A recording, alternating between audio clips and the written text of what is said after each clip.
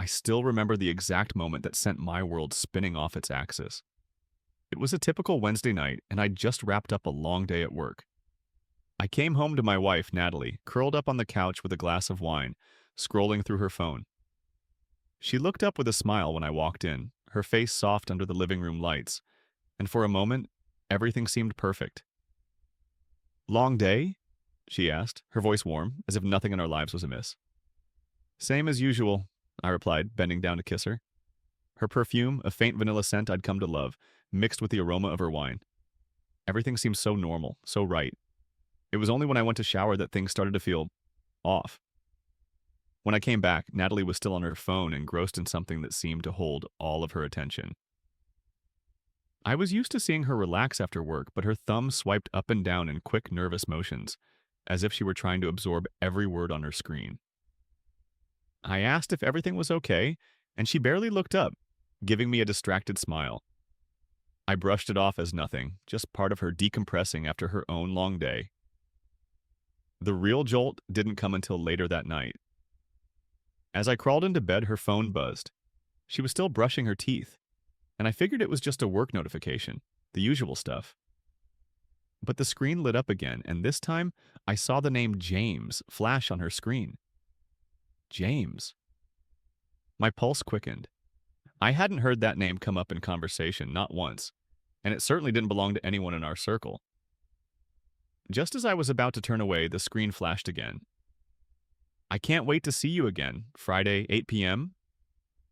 I felt my stomach drop. The message haunted me through the rest of the night. I lay beside Natalie, listening to her soft breathing, a steady rhythm that used to lull me to sleep, but now felt like a slow countdown to something horrible. I couldn't shake the image of that message. "I can't wait to see you again." The words replayed in my mind, each time twisting deeper like a knife. Who was James? And what was happening Friday at 8? Over the next 2 days, I watched her more closely, noting the tiniest changes. I saw her checking her phone more than usual, her face lighting up with secret smiles I hadn't seen in a while. There was a spring in her step, and she hummed to herself around the house. For months now, Natalie and I had drifted into a routine that felt more like coexistence than a marriage. I'd written it off as a rough patch, both of us busy with work, but now, watching her light up like this, I realized how long it had been since she'd looked at me that way. The thought was infuriating. That single, innocent smile felt like evidence, like an admission. Yet I couldn't bring myself to confront her, not without something more concrete. My brain ran in circles, 1,000 questions, theories, and plans. Should I confront her and demand answers? Should I snoop through her phone to confirm what I dreaded? Or should I just wait until Friday and see what happened? I took Friday off from work, claiming I needed a mental health day. Natalie seemed oblivious to my anxiety, already deep in her own plans for the weekend. She told me she was meeting friends for dinner Friday night and that I shouldn't wait up since she'd be back late. I acted nonchalant, even smiled as she left the house, but the minute the door closed, a surge of rage flared up inside me. So that was her plan. A night out with friends, huh? At 7:30, I left the house and parked my car at the corner, out of sight from our house. Her favorite restaurant was about 15 minutes away, so I figured I had time. Sure enough, she left promptly at 7:45, dressed in an outfit I hadn't seen before, a sleek figure-hugging black dress. My heart clenched seeing her like that, looking stunning and effortlessly graceful. It was an outfit meant for someone else's eyes, and it hit me like a punch to the gut. Keeping my distance, I followed her car until she pulled into a small, upscale restaurant on the other side of town. I watched as she stepped out, glanced around like she was searching for someone, and then a man stepped out of a dark sedan nearby. James. Tall, charming looking, with a neatly pressed suit and an easy smile, he greeted her with a quick kiss on the cheek. The two of them walked into the restaurant together, his hand lightly on her back, guiding her in. I felt my world shatter right there in the car. The woman I'd loved, trusted, built a life with, was on a date with another man. And for the first time in my life, I had no idea what to do next. I sat there in my car, frozen, watching them disappear into the restaurant. The shock was like ice water pouring over me, numbing my hands and mind as I tried to process what I'd just seen. Natalie, the woman who'd promised to love me through everything, was with someone else. It felt surreal, like I was watching a movie that couldn't possibly be my life. But it was. For half an hour I sat there, fists clenched on the steering wheel, my pulse thundering in my ears. Every fiber of my being wanted to storm into that restaurant, flip their table, and demand an explanation right then and there, but part of me held back. I needed to know more. I needed to understand how far this had gone, what kind of lie I was living. Unable to sit still any longer, I left my car and walked up to the restaurant's front windows. Inside, I saw Natalie and James in a cozy corner booth, laughing and leaning in close, completely lost in each other. My heart pounded, rage simmering as I saw them smiling, talking intimately as if they were in their own world. I wondered how many other nights had been like this. How long had she been sneaking around, lying to my face? Finally, when I could take it no longer, I pulled out my phone and snapped a few pictures of them together, thinking maybe I'd need proof if I wanted answers later. Then I turned and walked back to my car, fighting the urge to go back in and break the illusion of their perfect little date. As I waited in the car, an idea started to take shape, one that felt cold and calculated. If she could lie so effortlessly, then maybe I could too. I opened a new message to Natalie, quickly typing, "Hey babe, just finished up at work and thinking about you. Hope you're having fun with the girls. Let me know when you're headed home." The message went through and I watched from my car as she glanced down at her phone, a flicker of guilt briefly crossing her face. She typed back after a few seconds. "Thanks, love. It's been a blast. See you later." There it was, plain as day. A lie, straight to my face. Something inside me cracked, replaced by a strange sense of calm that only comes when you have nothing left to lose. After an agonizing 2 hours, I watched her and James walk out of the restaurant, her hand lightly grazing his arm as they laughed about something. They exchanged a lingering hug before parting ways, and she made her way back to her car, a secret smile still on her face. And I knew without a doubt that I'd be confronting her that night.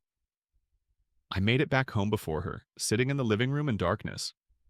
My mind raced, torn between confronting her directly and wanting to see her squirm under subtle questions. I imagined what she might say, the excuses she'd make. Every scenario filled me with a mix of rage, betrayal, and a desperate ache I hadn't expected.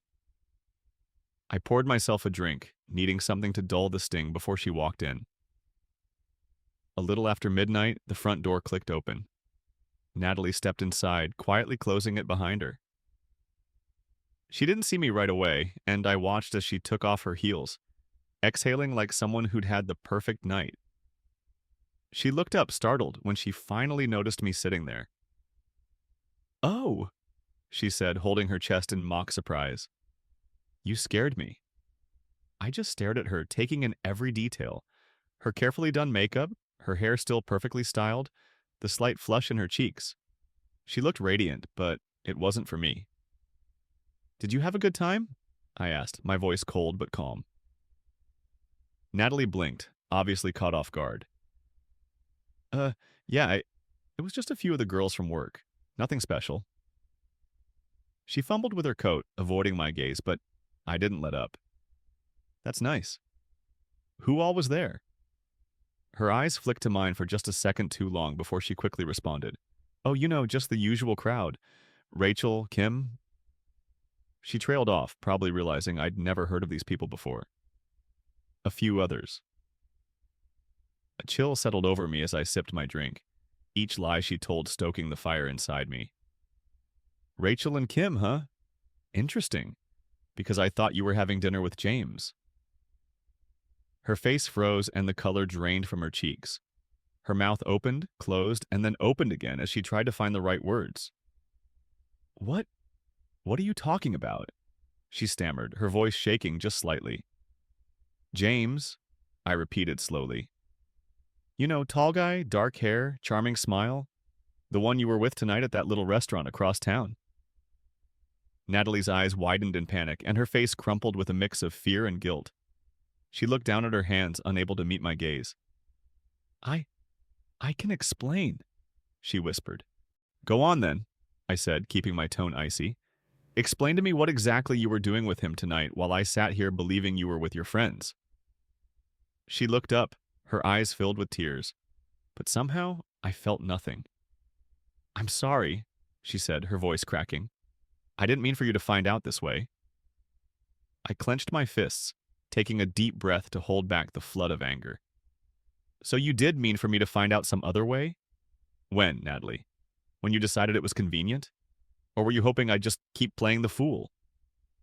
She shook her head, looking down in shame. It wasn't supposed to be like this, she said almost to herself. It just happened. We worked together and it started with harmless conversations and then... She trailed off, as if even she couldn't justify it. So it's been going on for a while then, I pressed, needing her to say it out loud, to admit the truth. How long? Her silence answered the question, and the air between us grew thick with the weight of her betrayal. She opened her mouth, but instead of a real answer, all she managed to say was, I didn't want to hurt you. I laughed bitterly. Well, congratulations. You succeeded spectacularly. I stood up, every muscle in my body taut. You know, I thought we were in this together, that no matter what happened, we'd work through it. But you decided to work through it with someone else. Tears streamed down her face and she reached out a hand, pleading, Please, can we talk about this? I know I messed up. I know I hurt you, but I don't want to lose you. I still love you. I stared at her hand, feeling an overwhelming urge to pull her close and push her away at the same time. I don't even know who you are right now, I said, my voice breaking for the first time. I need time, Natalie. A lot of time. And space. Without waiting for her response, I walked out of the room, leaving her standing there, looking as shattered as I felt inside. That night, I slept in the guest room, though sleep barely came. My mind was a relentless storm, replaying the evening's confrontation, her excuses, the way she looked when she tried to reach out to me with tears streaming down her face. Part of me wanted to turn back, to talk, to try to understand, but a much louder part knew that no explanation could undo the damage her betrayal had caused. The next morning, I woke early and left before she could find me. I took a long drive, trying to make sense of what had happened. After hours on the road, watching miles pass by in a blur, I finally stopped at a quiet coffee shop on the edge of town, feeling worn down, defeated. I ordered a coffee, staring out the window at nothing in particular, wondering what came next. My phone buzzed with messages from Natalie, long, emotional ones apologizing, begging for a second chance, explaining that it had only been a mistake, a momentary lapse in judgment. She said she regretted everything, that she'd end things with James immediately if I would just come home so we could talk, that she'd do anything to make it right. I left her messages unread. As days passed, I kept my distance. Natalie stayed in the house, trying to give me space, trying to reach out with quiet gestures. A cup of coffee waiting for me in the morning, a note on the kitchen counter saying she missed me, little texts throughout the day checking in. But I couldn't bring myself to engage with her, not yet. I felt like a stranger in my own home, haunted by the memories of our life together that now seemed tainted. Eventually, we did talk. I sat across from her, looking at the woman I once thought I knew better than anyone. She opened up about things I hadn't expected. The loneliness, the way she felt we had drifted apart over the years, how she found herself lost in a life she didn't recognize. She admitted she was wrong, that she'd let her own insecurities and doubts cloud her judgment. She apologized over and over, saying she didn't expect forgiveness, but wanted to try to rebuild the trust she'd broken. I listened, but the betrayal lingered, a chasm between us that I didn't know how to bridge. I told her I didn't know if I could ever trust her again, that even if we tried, things would never go back to how they were. She nodded, her face somber, as if she understood. She agreed to give me space, even suggesting a temporary separation so we could both gain perspective. Surprisingly, I agreed. Over the next month, Natalie moved in with her sister. During that time, I wrestled with my own emotions, feeling waves of anger, betrayal, and sorrow, each one rolling over me, unpredictable and raw. I leaned on friends and family, finding strength in the people who reminded me that I could and would find a way forward. Slowly, I started rediscovering parts of myself that I'd buried over the years, parts I'd forgotten in the rhythms of daily life. The separation offered clarity. Natalie sent a few letters, heartfelt ones, detailing the things she was working on, in herself, for herself. She told me she'd left her job to fully cut ties with James, that she was committed to therapy, to becoming someone she could respect again, someone she hoped I might eventually forgive. And as much as I wanted to hold on to my resentment, a small part of me couldn't deny the sincerity in her words. A few months later, we met for coffee. She looked different, calmer, more grounded, less like the stranger I'd confronted that night and more like the woman I'd fallen in love with. We talked, really talked, for the first time in a long time. I admitted my own failures in the relationship, how I'd let things drift, how I'd become too comfortable assuming we'd always be fine without putting in the work. She admitted her mistakes too, fully, without excuses. In the end, we decided to try counseling, not necessarily to save our marriage, but to find closure, to rebuild a foundation of honesty, wherever that might lead us. Over time, we worked through the hurt and the broken trust, letting our scars shape a new understanding of each other. Years later, looking back, I can't say that the pain disappeared completely. I'm not sure betrayal like that ever fades entirely. But Natalie and I found a way forward, one step at a time. It wasn't a perfect path, but it was real, and in the end, it brought us to a place of honesty, strength, and maybe, just maybe, a different kind of love.